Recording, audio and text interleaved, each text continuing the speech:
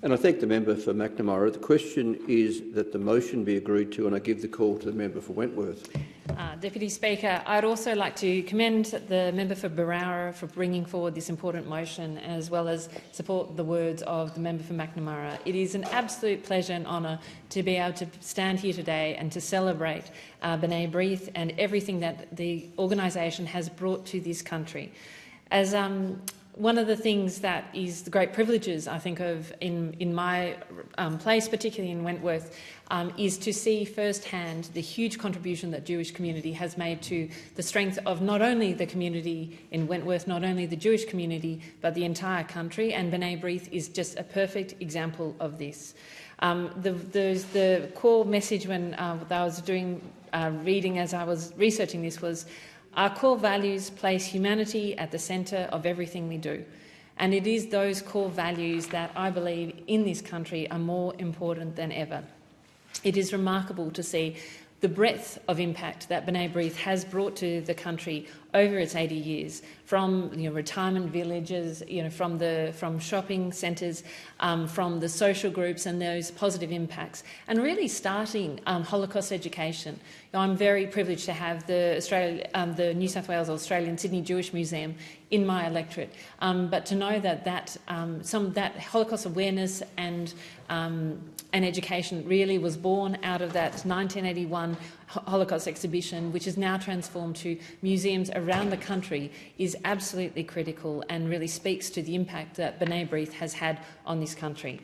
But very much like the previous two speakers, I do want to call out Courage to Care, because that is the organisation and the program that I have seen with having that greatest direct impact on students in my electorate of all faiths. And I've had the enormous privilege to be in one of those programs recently at Rose Bay Secondary College, and sat in the room, in the circles with the students, listening to Susan Wahaftig, and when she talked about her own experience as a 2-year-old escaping the horrors of the Holocaust and World War II, and really seeing how that lived history transformed the perspectives of those young people in the room of all faiths and all backgrounds. It was an incredible, it was a beautiful and very uplifting experience. And it is remarkable to see that Courage to Care has had that sort of impact on 400,000 students around Australia. That is absolutely critical. And that, again, that message of an upstander, not a bystander, is one that I think is more important than ever when I contemplate where we are right now as a country and some of the challenges that we do face as a country, and how do we bring forward and how we deal with some of those. And I think it is very much the values, I think, of that B'nai B'rith has brought to the country, which are the ones that we need to continue to live with.